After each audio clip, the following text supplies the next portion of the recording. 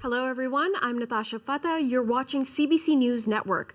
Let's begin with that breaking news. The World Juniors Championship is canceled.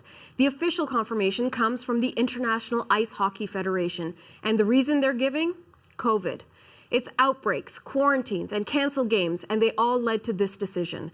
The tournament had just kicked off on Sunday in Alberta, and only a handful of games had been played before today's disappointing news. So let's stick with this story and turn to Donnovan Bennett. He's the host and senior writer for Sportsnet in Toronto. Donnovan, thank you so much for joining us. Thanks for having me. So Donnovan, by your assessment, is this the right decision, the wrong decision, or both? It's a bit of both, I suppose. It was inevitable. I think it was the right decision to cancel it.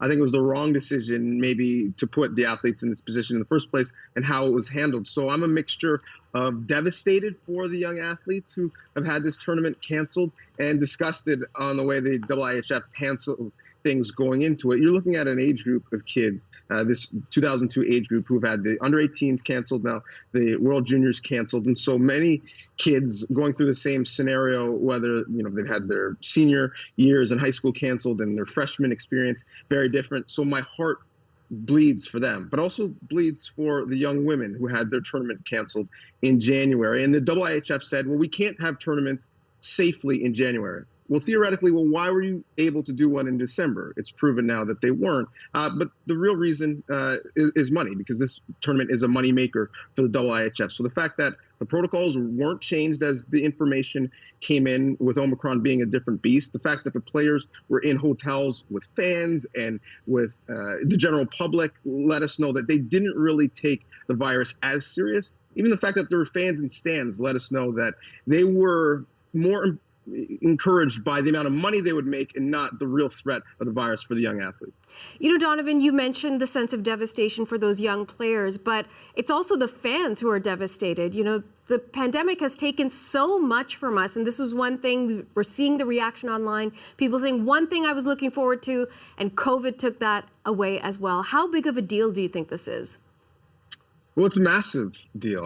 In a way, COVID had ruined so many sports plans over the holidays that the World Juniors had center stage, and it is part of our sporting calendar in Canada. It's part of Canadiana. So many fans were looking forward to a little sense of normalcy, and Canada has an outstanding team once again. So there was a real chance to get gold on home soil in Alberta. However, I should say that I think this is just part and parcel with what life is like. This virus is laughing at our plans, quite frankly. And if the NHL, with all of their protocols and the money at stake, realized they had to pause their season, and if the NHLPA and players realized they couldn't go to the Olympics, then surely a tournament so short in its window, it's supposed to end on January 5th, it was going to be always an uphill battle to be able to get through this tournament without anything happening, and unfortunately we weren't able to. Let's talk about the word canceled itself, because there's still some confusion out there. Is it possible that, hey, we could pick up in a couple of months right where we left off, or does canceled mean no, forget it, it's over? It's a great point by you, because the words certainly matter in this case, and the word is canceled and not postponed. The same thing that happened with the women's World Juniors, as I mentioned. And when the IIHF says canceled, basically it takes the burden off of them. And if anyone else, another stakeholder, the hosting body, Hockey Canada, wants to figure out a way that we could get this tournament in later, sure, they can come to a proposal and we can work collectively. But if they say postpone, then the burden is still on the IIHF to make sure that the tournament does happen at some point between now and June. They have 20 tournaments that they have to run. Plus, obviously, there's an Olympics coming up. So this schedule is already jam-packed. There's going to be more cancellations. They've already canceled all of their tournaments in January. So because of that money at stake and because of the interest in eyeballs, there could be a chance for this tournament to happen in the future, but there's going to be tough to get ice time, given the NHL is trying to get their schedule in as well. So it's not totally dead, but the plausible deniability is taken away from the IIHF when they say canceled and not postponed. Donnovan, one final question, because you did bring up the Olympics, and I can't help but wonder, we're just a few weeks away from the Olympics in China. Are officials watching? Is there a possibility 2022 Olympics is not going to happen in 2022?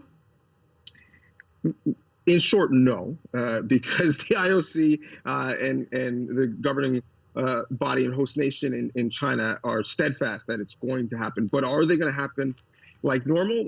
It's clear, probably not. You could have people missing the medal round because they're in quarantine. Athletes saying they're not going to be able to go. We're seeing trouble for athletes qualifying because COVID is so rampant on the international stage.